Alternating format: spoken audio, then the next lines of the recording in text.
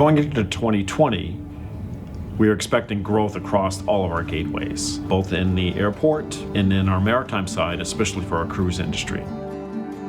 COVID really stopped everything. We had to reassess all of our priorities. We had to really look at our core businesses and go back to basics. We have continued providing essential services to our fishing industries, to our marinas. We figured out how to keep providing those services 24/7.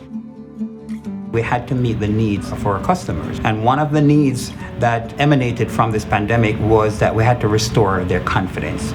And we basically worked as a team to ensure, as I said, that we put measures in place to make this airport even safer and even healthier than it was before, so we could help to restore the confidence of the passengers who wanted to travel. Probably the biggest thing for me was keeping people employed, having as many jobs available as possible. The construction that we do throughout our economic development division provides thousands of jobs for the region. When we saw early in the pandemic that the rest of the construction industry was shutting down, for us to continue to invest in our projects kept people employed. I like that I'm building something positive for the community, for those people that need the help right now. So by May of 2020, we saw that unemployment rate for the youth in South King County was as high as 40%. And some of what we've done with the help of our commissioner's attention is to launch the Youth Opportunity Motion, where we were able to provide $1.5 million in South King County to the youth 16 to 24 years old. It was really important to me to provide those opportunities for the kids. While COVID may have dominated the headlines this year, there was an extraordinary amount of work going on behind the scenes. One of them was the restoration of the T-117 park area along the Duwamish River. And not only was that an opportunity to advance some environmental goals, but it also involved an extraordinary amount of community engagement with the people of the Duwamish Valley that culminated at the end of the year in the renaming of 6 of those parks that were names chosen by the community for those green spaces. This is an opportunity for the community to be honored as stakeholders in the cleanup process for the river. I really believe the future success of the maritime business is based on sustainability, equity, and then, of course, innovation to make those two things happen at once while we're successful. We're developing an innovation center. We've had an accelerator program to bring people from all over the country to come to work with the embedded expertise we have throughout the maritime sector. We partner with this accelerator program because it made sense. Strategically, the industry and the stakeholders and the sponsors are really, they understand this space. In April, the Port Commission approved the contract to start buying renewable natural gas. And this RNG contract that we signed gets us to our 2030 goal 10 years early.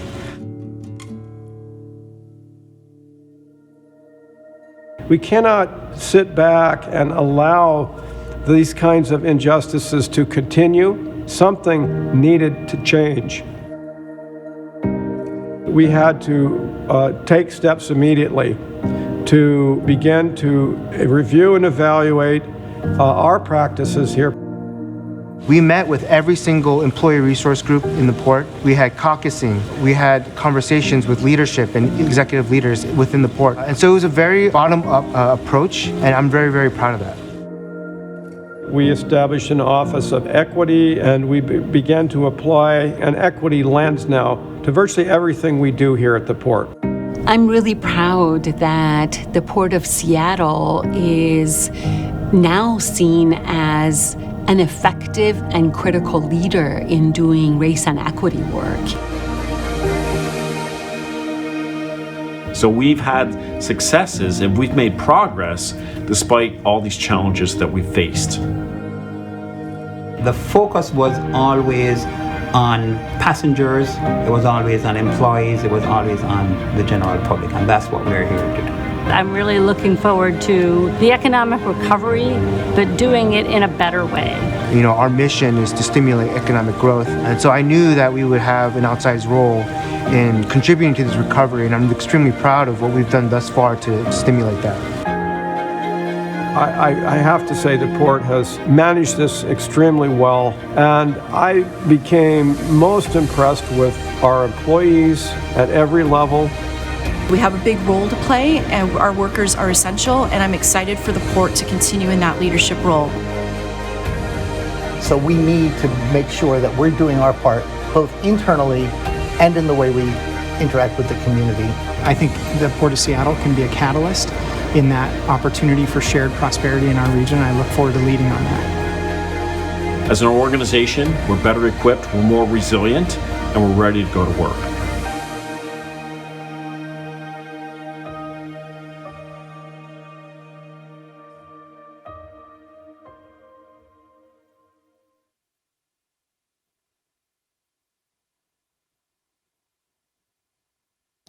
Good morning. Thank you for joining us as we present the state of your port. I vividly remember our last State of the Port event. There were about 300 of us gathered in Renton with views of a misty Lake Washington. While I miss the energy that comes from us being together, I'm grateful that we can still connect in this virtual environment. Joining me in the studio this morning is Commission President Peter Steinbrueck. Joining us virtually are Port of Seattle Commissioners Stephanie Bowman, Ryan Calkins, Sam Cho, and Fred Fellman. I'm grateful to each of our commissioners for the strong leadership as we have weathered the storm that is 2020.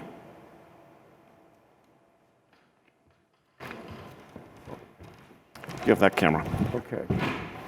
Steve, thank you for hosting this State of the Port. It's like no other. On behalf of the Commission, we're grateful to be here today with our community. I'm honored to recognize the accomplishments of this year and share our vision for the path ahead. Steve?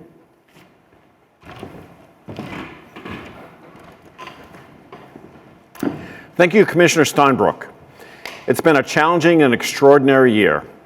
When I reflect on the state of the port in 2020, two words come to mind. The first is resilient.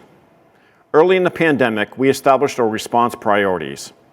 Health and safety had to come first. Our teams implemented layers of health measures and protocols, from working with contractors and labor to update safety plans on construction sites, to standing up our Fly Healthy at SEA team, to installing hundreds of hand sanitizer stations and more than 300 protective barriers at the airport and our maritime facilities, to partnering with commercial fishing companies on testing and safety measures, which allowed those businesses to save their seasons, all in a few short weeks. I'm deeply grateful to our employees and our partners and the public for making public health the top priority. The second priority was to keep our essential gateways open.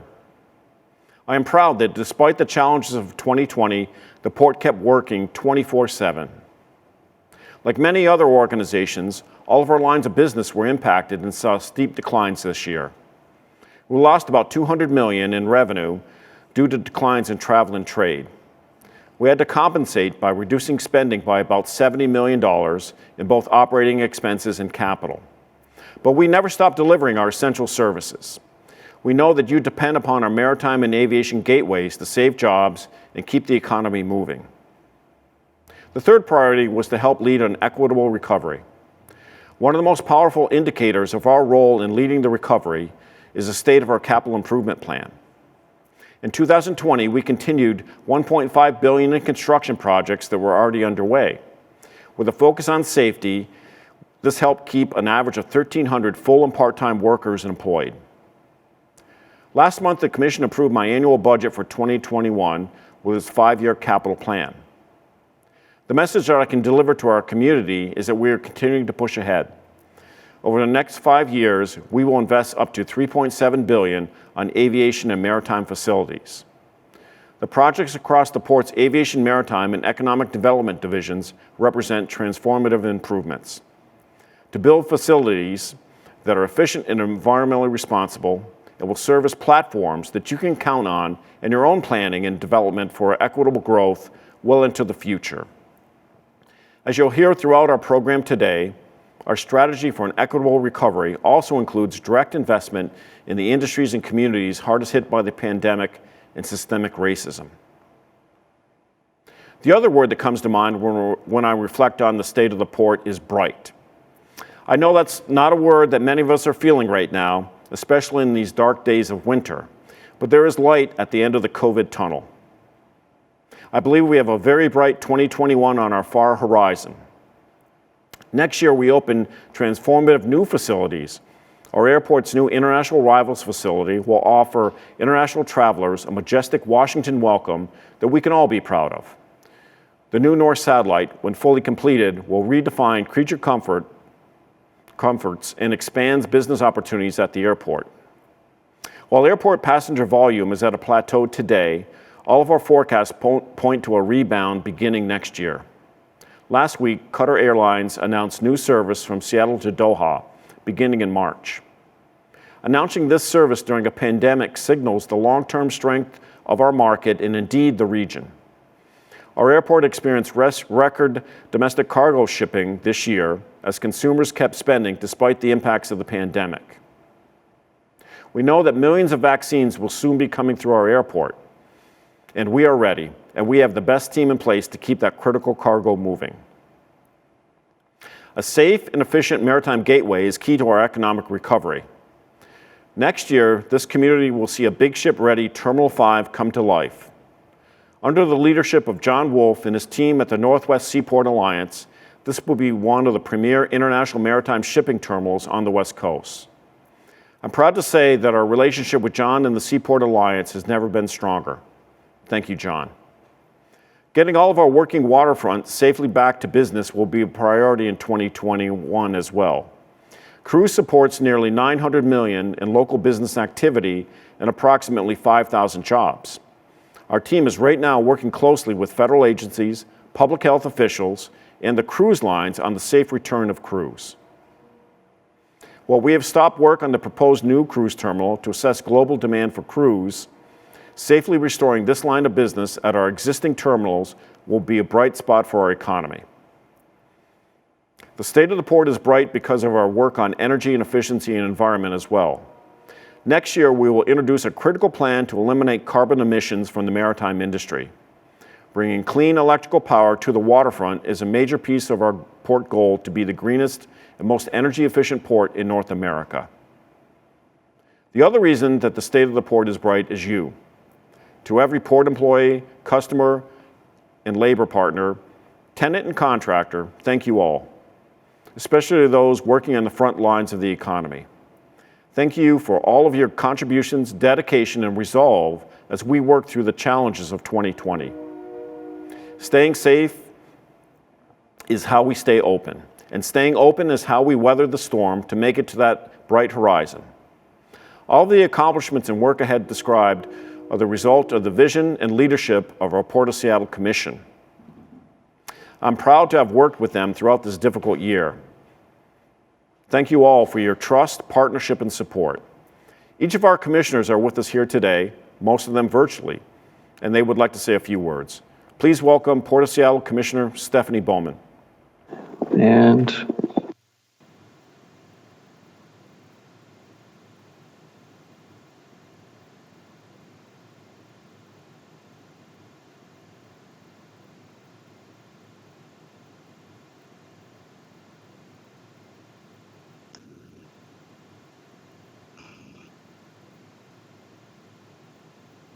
go ahead, Ms. Bowman.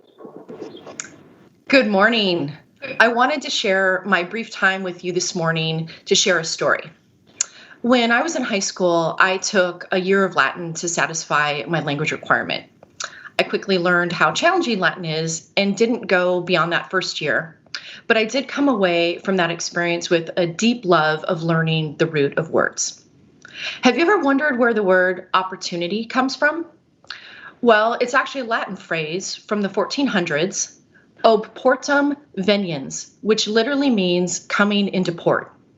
It was a commonly used phrase by mariners for more than 600 years to indicate that the wind conditions had changed and were now favorable for bringing their vessels into harbor. Yet anyone with experience on or near the water knows that a good sailor doesn't simply wait for the wind to bring his ship into port. He has to be prepared for it. The ship positioned correctly, the sails up, the crew trained and ready to do their jobs in order to take advantage of oportum veniens, opportunity. I can think of no other word that, for me, better describes the Port of Seattle than the word opportunity. Whether it's providing a chance for a budding entrepreneur to open her dream store at SeaTac Airport, or providing an apprentice with his first construction job, or providing a home port for a commercial fisherman. For the heart, the soul, and the purpose of the Port of Seattle is to provide opportunity. Yet from the vantage point of a port commissioner, for me, the most important part of opportunity is creating the conditions so that we're prepared to take advantage of it, the return of the favorable winds. For me, this is about how we lay the groundwork, making generational investments in our region's infrastructure, like we're doing at Terminal 5, so it can accommodate the largest container vessels coming to the west coast of North America. Or investing in our region's workforce so that there are good, quality, family wage jobs available so we can still have a strong middle class in this ever-changing city. But providing opportunity is not simply enough. It needs to be equitable so that all in our community have a shot at benefiting from the port's investments. That has been a passion of mine as a port commissioner. There's probably no better way to describe 2020 than a year of tremendous headwinds. In fact, most often it's felt to me like a ship unmoored in a tumultuous sea, and it seemed like the waves won't stop crashing over the bow. But there is a safe harbor out there, and the winds will once again start to blow at our back. Once they do, please know how committed I am to make sure the Port of Seattle, your port, is prepared to help our region move forward with speed and with purpose. I hope from this point forward, when you see the word opportunity, you'll think of the Port of Seattle. And for 2021, I wish you all oportum veniens, a favorable turning of the wind to take you where you want to go. And now I believe you're going to see a short video about my personal passion this year in providing opportunities for the youth in need in our region. Thank you so much for your time and attention this morning. Take care.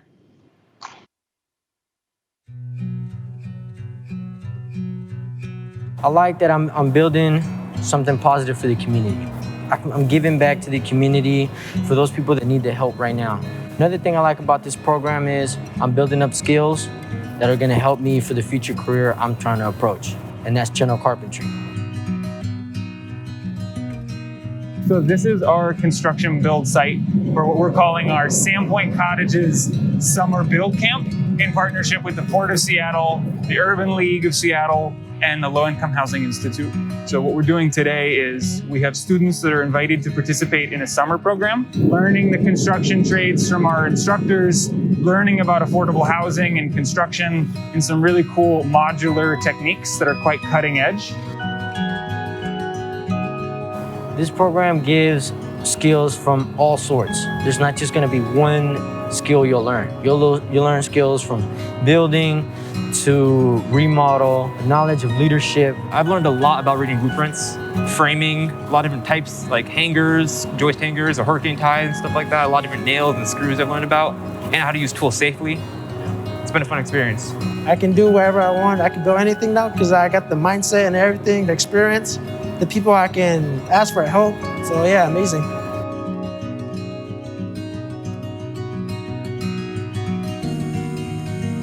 Yeah, the summer youth program is a very exciting one for us. We are focusing in the environmental and sustainability sector. I wanted to make sure that the immigrant and refugee community are exposed to those type of work environment, learn about it more so that it kind of spark an interest and start building a pathway for them to be entering into those jobs. When they told me about this opportunity, then it just made me want to come into it because I want to learn about the trees. I want to learn about stuff that I never thought I'll be able to learn.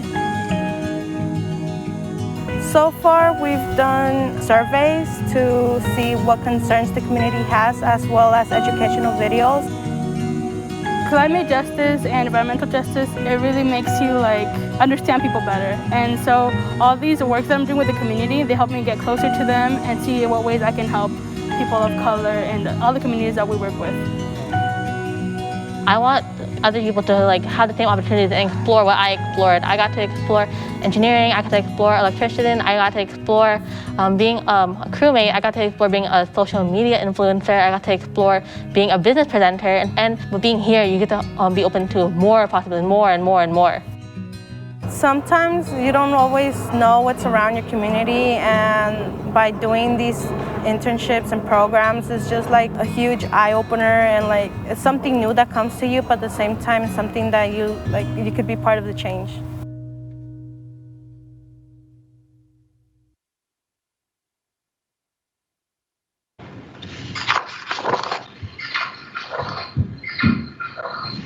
Good morning, and thank you for joining us for our annual State of the Port gathering. As Executive Director Metrics shared, the Port of Seattle faced the greatest test this organization has faced in generations. Despite the total loss of the cruise season, a calamitous drop in our aviation, and severe impacts to our partners in maritime and economic development, the port was resilient. That resilience is due entirely to the talent and hard work of our team. Not only have port staff stepped up in extraordinary circumstances to meet the moment, but their foresight during the boom years leading up to 2020 ensured that our facilities and resources could withstand a shock such as this. I am especially thankful to Stephanie, Fred, Peter, and Sam, who each brings a unique perspective and expertise to our work. In every area of our organization, you can find examples of our staff's ingenuity and resourcefulness in responding to this crisis. From our maintenance division installing plexiglass shields for our frontline employees, to our information technology staff keeping many of us connected in our home offices, to our airport ambassadors, understanding that when it comes to mask compliance, you attract more flies with honey than with vinegar. On the capital construction side, rather than pause or decelerate many projects, we asked them to develop safety measures with our labor and contractor partners that would allow us to proceed with or even accelerate projects, which was essential to keeping as many people safely at work as possible. Our efforts would have been in vain, however, had it not been for a similar rapid response from the many businesses, large and small, that operate terminals, fleets, restaurants, vessels, and every other aspect of the port ecosystem. All of this work has happened against a backdrop of dramatic change and uncertainty for many of us personally. But as Steve mentioned, for the first time in nearly a year, the future is starting to look brighter. As I sat down to write this, the first truckloads of vaccine rolled out of a plant in Michigan. Today, the first recipients, high-risk health workers, are being inoculated around the country. As we move from immediate response to relief, and now finally toward recovery, the challenge for us will be to avoid a return to the status quo. If there were any silver lining to the pandemic, it was the revealing of long-held but misguided practices. And the crisis broke that inertia and has given us a chance to innovate. In health policy to ensure that workers and travelers stay home when sick, in work schedules that lessen the strain on staff and facilities and increase productivity, and in growth strategies that build in sustainability and equity as founding principles. One example of just that kind of mindset is an innovation led by our environmental team at SEA, a first-in-the-nation project that powers our shuttle buses and heating systems with 100% renewable natural gas, as seen in this following video. The Port of Seattle is dedicated to meeting our carbon emission reduction goals, and thanks to this RNG contract, we're meeting our 50% reduction goal a decade early. Back in 2014, the Port of Seattle began to see the value and life cycle emission reduction potential of RNG when we obtained a temporary supply for the SeaTac Airport bus fleet. The carbon footprint of our airport operations are dominated by natural gas combustion. Our natural gas boilers are responsible for 80% of the airport's carbon footprint, and we don't have a simple solution to replace them in the near future. That's why switching to a thermal supply of RNG is an ideal solution for us. We spent many years researching the best options to figure out how to procure RNG, knowing that all of the incentives are really just in place for transportation fuel. But given our ambitious climate goals, we really saw RNG as the best near-term option for our heating solution as well. Additionally, the Port of Seattle is an economic development engine.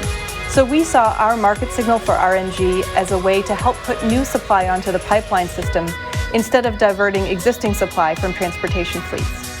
This 10-year voluntary thermal and transportation RNG supply with U.S. Gain is really exciting for the port, and we appreciate how much the leadership and the internal staff work tirelessly on this procurement.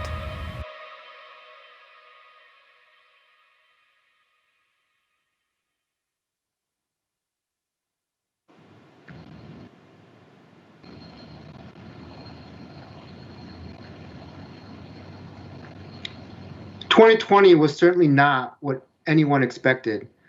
I could never have imagined that in my first year on the commission, I would have to deal with a once-in-a-generation global pandemic.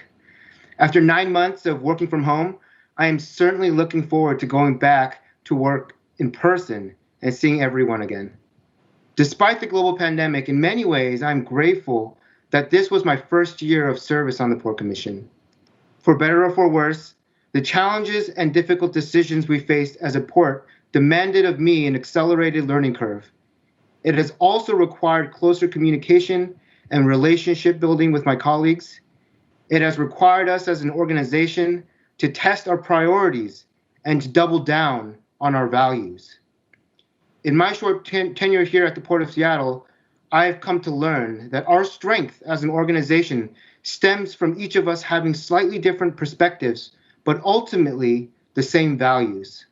And I am deeply grateful to all the port staff who have responded to this pandemic in phenomenal fashion, holding true to our values.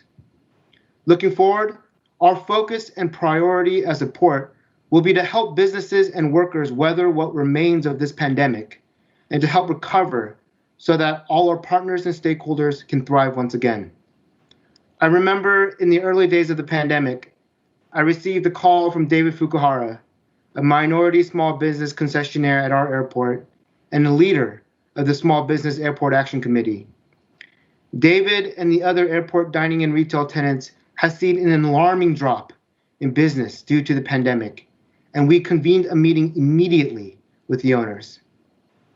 In that initial meeting, we discussed and brainstormed all the different ways the port could provide relief.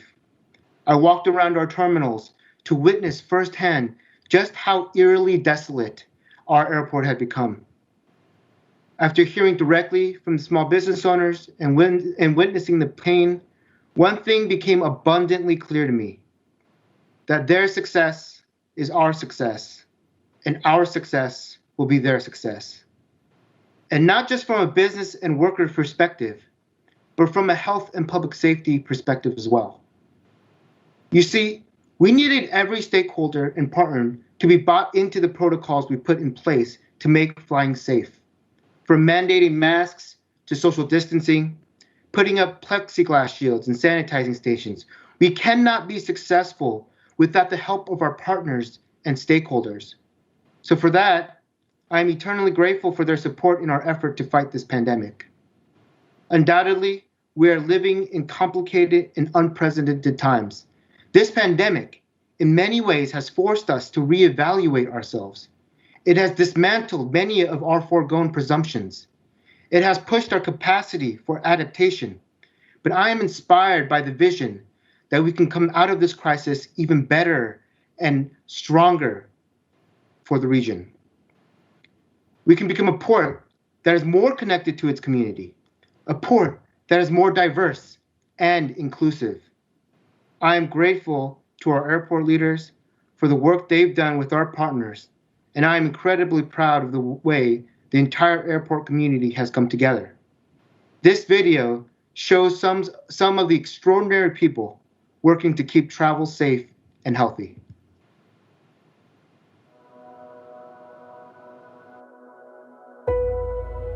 We are the dining and retail tenants at Seattle-Tacoma International Airport. We're the folks that make your coffee, serve your sandwich, pour your wine, and help you pick out the best souvenir. We may not be together right now, but we can't wait to see you again. Air travel is down, and we're making hard choices for our businesses and our staff. But we look forward to the day when we can welcome you back to SEA. In the meantime, some of our dining and retail locations remain open for your essential travel. We evolved our business practices to ensure the health and well-being of you and our employees. Enhanced disinfection and personal hygiene procedures are in place. We implemented physical distancing protocols, and our staff are wearing face coverings. We know you have loved ones to visit, adventures to plan, and trips of a lifetime to experience. We'll be here and ready to welcome you back to SEA as soon as possible. To keep you well fed, well stocked for the journey ahead. Stay healthy, stay strong. See you soon.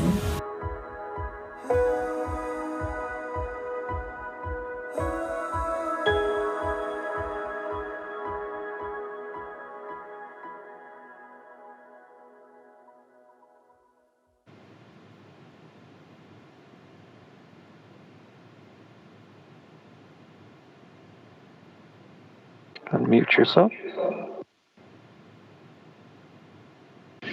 Well, good morning. I'm Port of Seattle Commission Vice President Fred Felleman. Thank you all for joining us here today. I've heard many people say that these are uncertain times, but I think that's simply inaccurate. The pandemic has most certainly wreaked havoc on our families, communities, and economy. Some of the economy-wide impacts include the loss of a cruise season, 20% in container operations, and a 61% decline in air travel. The closing of small businesses not only result in job loss, but also in the character that we love so much about our communities. The question before us at the port is how we can transition from this incredibly disruptive year to rise a tide that floats all boats. The port is in a unique position to help create opportunities across our regional economy. It's a key part of our mandate and a responsibility the entire commission and organization takes to heart. We also take to heart that the worldwide impacts of COVID are daunting, and those who are already struggling have been hit particularly hard, especially our indigenous and communities of color. While news of the first vaccines being on the way is very encouraging, the COVID crisis has rebounded in force, and the winter ensures it will get far worse.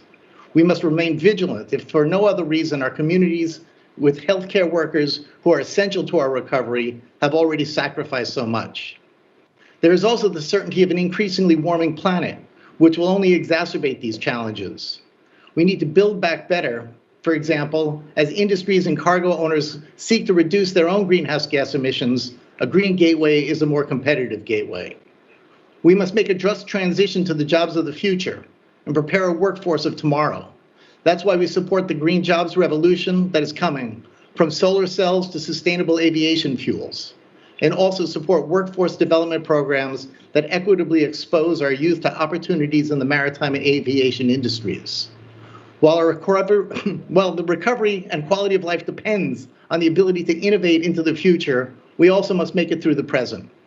That's why the port is committed to preserving our community programs while proceeding with our $3.57 billion of construction projects over the next 5 years.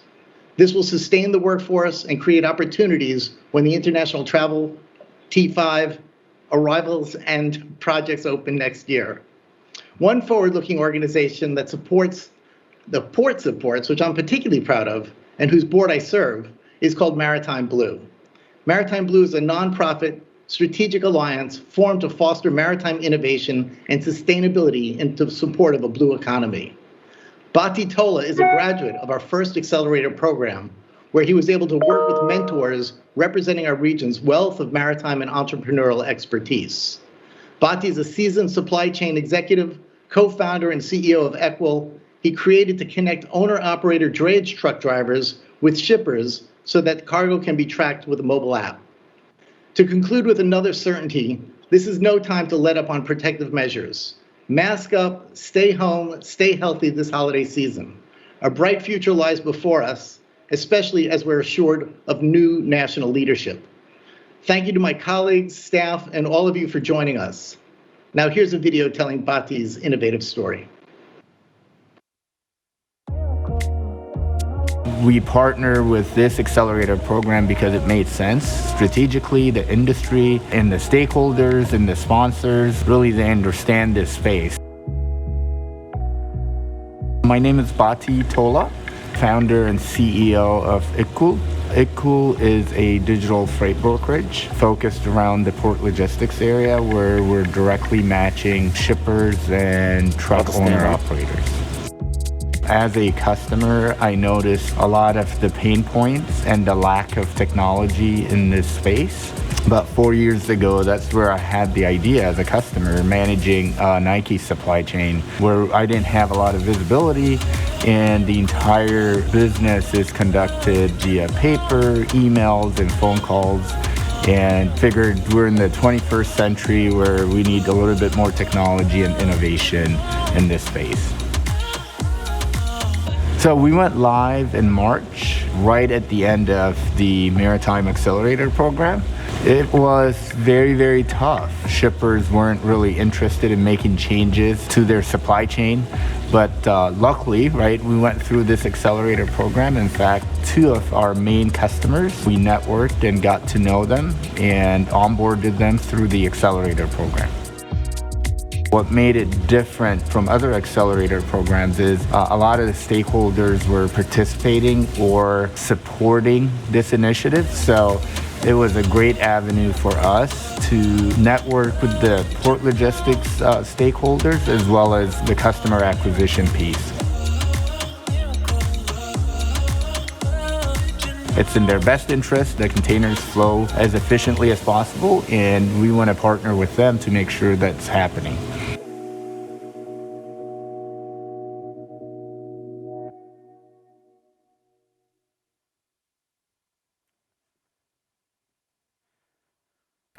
We are experiencing an unprecedented time in our history, a global pandemic, racial reckoning, devastating failure of the West Seattle Bridge, and a deepening economic recession. Shockingly, I heard today every 36 seconds someone in the United States dies of COVID. We're not through this yet. But when we look at the state of the port at this very moment, I see a highly functional organization that is strong, stable, and resilient. So what makes us so? Strong leadership and a dedicated workforce, despite these existential challenges, make us stable and resilient. Having a vision, keeping an eye to the future, while sticking to our core mission and an unwavering commitment to our values. That's what makes us stable and resilient. But values and vision are just words on paper. The fact is, we cannot achieve anything without people and human capital. Yes, the makers and the doers. Today, I want to reflect on the state of the port and our accomplishments through the lens of our people. We launched 2 economic recovery programs this year. Both were model case studies on how this organization can act with equity and urgency. The Opportunity Initiative offered summer jobs for 200 youth and opened doors to port-related careers that could last a lifetime. This urgently needed program is a credit to Commissioner Stephanie Bowman, who continues to be one of our best strategists for turning port resources into economic development opportunities. Thank you, Stephanie, particularly for the youth and the underserved. Tomorrow, the Commission will consider a recommendation to offer $1 million in economic recovery grants to 10 airport area communities through our South King County Community Fund. Our External Relations Director, Pierce Edwards, and our Office of Equity Dynamic Director, Bukta Geshar, helped the port make this one of the most innovative community engagement efforts ever. Seattle is a maritime city, and it is a technology city. This year, we brought maritime and innovation together in ways that will strengthen Puget Sound as global maritime hub of activity and commerce. Commissioner Feldman's passion for the maritime environment, his steadfast work to guide Maritime Blue and launch Quiet Sound will support and attract innovative maritime companies and help our endangered orcas recovery. Thank you, Fred.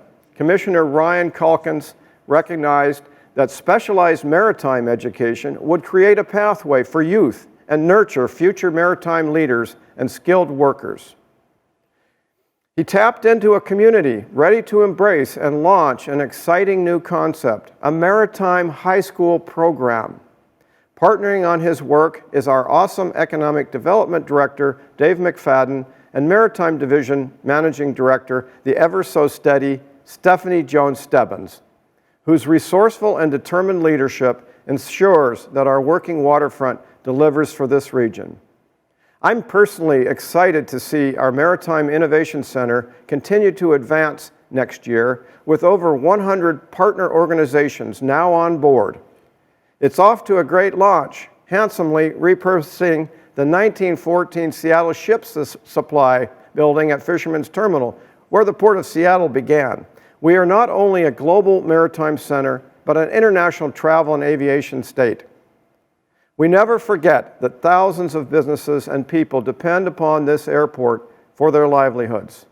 Commissioner Sam Cho, our newest commissioner, chose quite a year to start his public service as an elected official and as co-chair of the Aviation Committee. For us, the timing could not have been better. His personal experience as a son of immigrants, his background in business and finance, provided the grounding for the leadership we needed.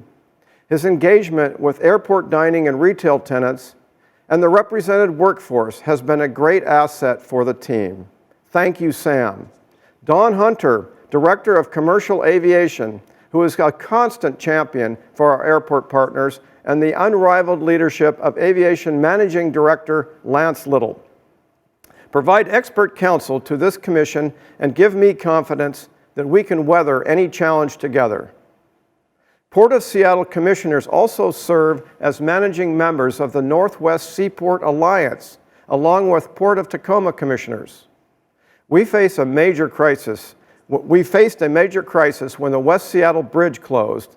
Co-chair John McCarthy and CEO John Wolf and managing members successfully maintained service on the docks for our essential industries and labor. We're on the right track for a long-term solution that protects our major investment in the modernization of Terminal 5 and benefits industry, labor, and residents alike. We are forever changed by the events of this year.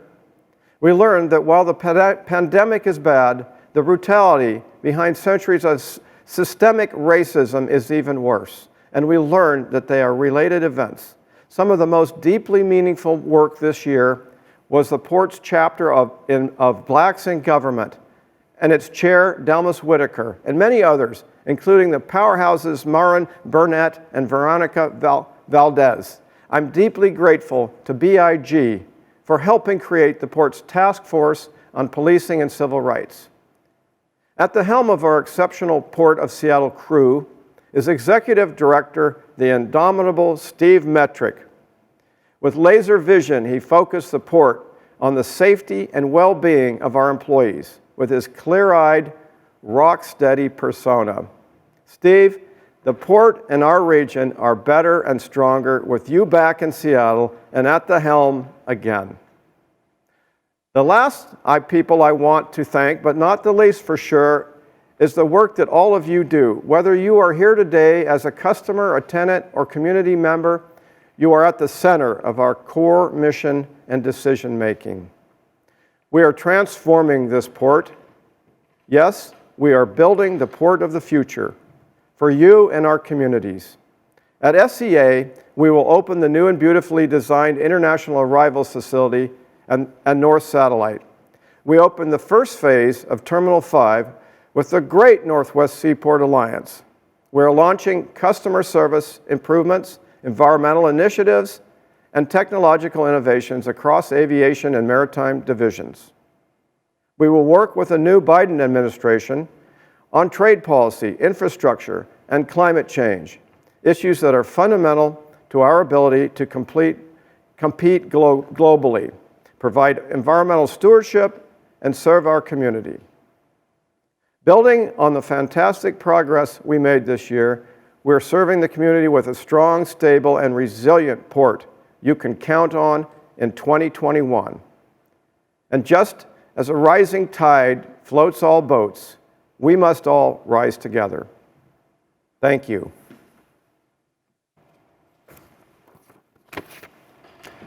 Thank you, Commissioner Steinbrueck. Thank you all commissioners for those great remarks. And I want to thank all of you for your time this morning.